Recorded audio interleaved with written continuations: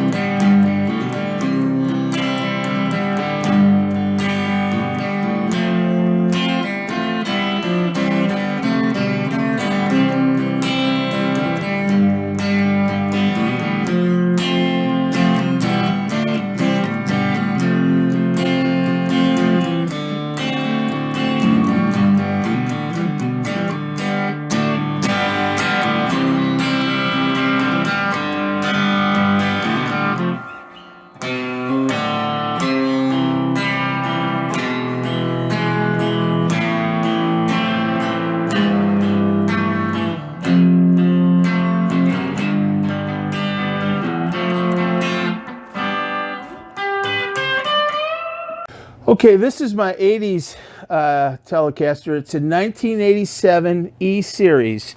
And I'll show you the, let's look at the Telecaster.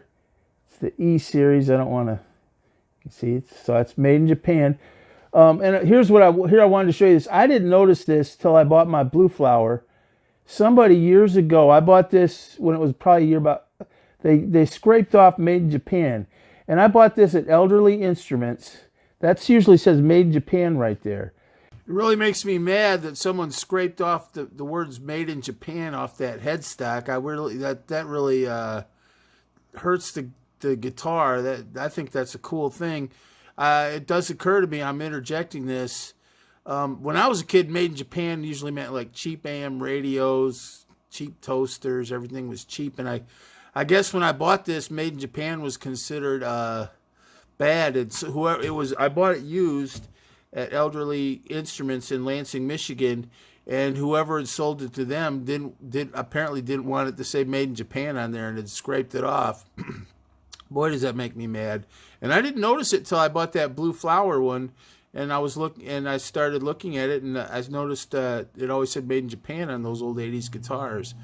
And I looked at it, and sure enough, you can see where someone scraped it off, and it really, really bothers me. And made in Japan is something to be proud of. Those are damn good guitars. But I think it shows you that today, I don't think anyone would do that. In '87, that made in Japan was considered, something to scrape off a guitar because, I guess people didn't equate Japan with quality in the same way they do now. I don't think people would scrape that off today. Just about every video I've seen talks about how good those Japanese guitars are, and made in Japan is something that they put proudly on their guitars, and people want to see it. And I bought that at Elderly Instruments around 1988 or 9, and it's an 87. And he told me at the time that, that was right after Fender sold CBS, or CBS sold Fender, and the new management took it over that still has it today. And during that kind of interim between CBS selling it and the new management taking over, and I think moving to Mexico was kind of in the cards, and at least a lot of stuff. A lot of these guitars were made, and they got Elderly Music in Japan. The guy at Elderly Music told me that this was, like the main Telecaster for that year, which is kind of like the American standard. That's what he told me, and that's what I've always said. And the guy was very knowledgeable and straight shooter. Elderly Music is a pretty good music store. So I've always considered this kind of the 87 American Standard or American Professional, that kind of flagship Tele. I don't think it's, I think it was kind of their main Tele for that year. It's got good tuners, stays in good tune. Again, it's got a beautiful neck. I did have a little bit of problem with the wiring. I noticed some people said you might, it crackled and shorted out, and I had it fixed. I haven't any problems since. It's another three-way switch. I also had a little bit of problems down here.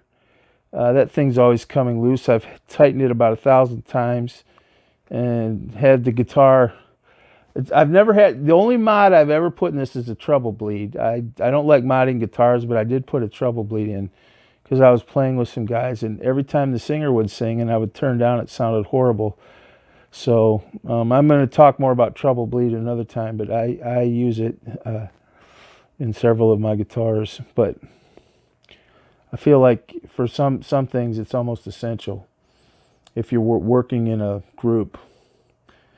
So, but there it is. It's a beautiful guitar. It's got the black, and I feel like that's alder. This one's a little heavier than the basswood guitar, but I don't know that. I called Elderly, and I kind of tried to find some stuff about it on the internet, but of course in 87, that's kind of hard to track down these days. This has got, it's got individual string saddles there, but it's got nice pickups. So no complaints whatsoever. This 87 Fender Tele, I have in open tuning, and so I can't, I'll just play some, but it's got really nice pickups. I'll say a little bit.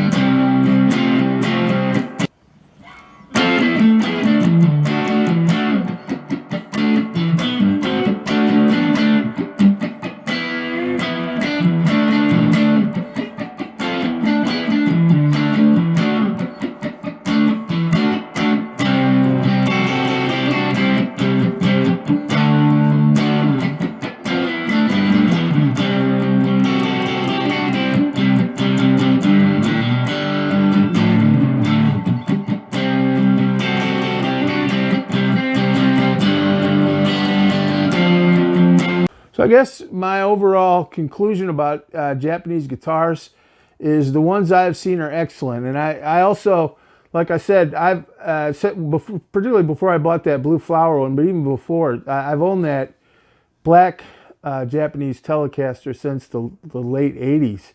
And I got kind of curious about it years ago. And of course, with the internet now, I read everything I could, which unfortunately wasn't all that much. But I know it was made at the Fuji Gen factory. And I was told by the Elderly Instrument sales rep that it was sort of the main Telecaster for that year because they weren't making any in the United States. So he told me that's a very nice, professional level Telecaster. So, and then I feel like it is. I mean, I think it tunes all the things you want a good guitar to do. Number one, stay in tune, play up and down the neck. The neck's kind of even. So I love my Americans. I'm not going to pull out my Americans now. I maybe would say the Americans uh, have a more solid feeling. You know, when sometimes something's a little better, it has that solidity. Everything's just kind of like a good car or a good watch. Everything's kind of just feels kind of dense, not heavy. They're a little heavier, but not. I don't mean heavy, but I do mean kind of solid feeling. And my American ones sound great and tune up and all that. I expect they're. Some people would say the American ones are a little better, but and I love my Fender Highway One is my favorite guitar. But I think these Japanese ones are great. The other thing I wanted to say is in America, the Japanese guitars you get are usually intermediate level. The Guitar Center website or Sweetwater, they'll list them as intermediate, and the really top Japanese Fenders don't get over here unless you have some kind of a special delivery from Japan itself, or pick one up in Europe, or something kind of end run. But in terms of mainstream distribution, you won't see them. So the Japanese ones you get over here are usually some kind of special run. That Blue Flower Telecaster was a special run. And several websites said it was sold out. I do see a couple that are still around and several used. But and I don't think those, they're not as expensive as some of they're about like $1,000 guitar. They're probably kind of like an American Special, American Performer. They're sort of in that price point area. But I think Japan has excellent guitars. People say the parts maybe aren't. Fender doesn't want to compete with themselves, so they, particularly for the American market, they don't let Japan sell their best Fenders over here. But the ones I've played a couple others, but I've owned two, and they're excellent. And they're not, you can usually save a little money. Now I do notice some, on the used market, you'll see some Japanese Fenders that seem to go for a premium, that they're selling over their price they sold when they were new. And I think that goes to can sometimes turn out to be collector's items, or they're kind of desired in the used market. But just as in terms of a guitar to play, they're excellent. I think that the intonation, all the kind of workings of the guitar, the neck, the frets, all that always seem to me to be spot on. And I think the Japanese seem to take a lot of pride in their work, which, of course, like the American factory does, I'm sure, and all the factories. But I think the Fender Japanese is a good guitar. Fender Japan makes good guitars. The two I've owned. One Japanese Fender I've owned for 32 years, since 1988. And this other Blue Flower Telecaster I picked up because I got a good deal on it, and I like the paint job, and I love Telecasters. But it's a nice guitar. Take away the paint job, it's got a couple dings in it, but it plays well. It's got good pickups, it plays well, it tunes well. Sounds good. And if the guitar does that, I don't know what else you want from your guitar. Rubies and diamonds on the fretboard or something maybe, but it plays well, it tunes well. It looks good. It's a good looking guitar. So I'm pro Fender Japan. If you get a chance to buy one, someday I'd like to see some of their top Fender Japanese guitars that you really can't get over here. I think that'd be interesting. They often have kind of cool paint jobs and things that are kind of different. I don't know. Maybe like in America we have traditional colors. I mean, I know they've got like the Dark Knight. They have some cool colors. Fender's always doing, but But for some of us, we always like the two-color sunburst, Olympic white, butterscotch blonde, black. Those are like traditional colors, and I think Japan. I don't know if they have as much emphasis on those. Maybe they do. I'm sure that you can get them, but they often seem to have like kind of cool race car, speed racer guitars, and, you know, pretty cool. But the ones you get over here are usually like in that $1,000 price point that I've seen. But they're good guitars. They are good guitars. Thank you. God bless you. Have a good night.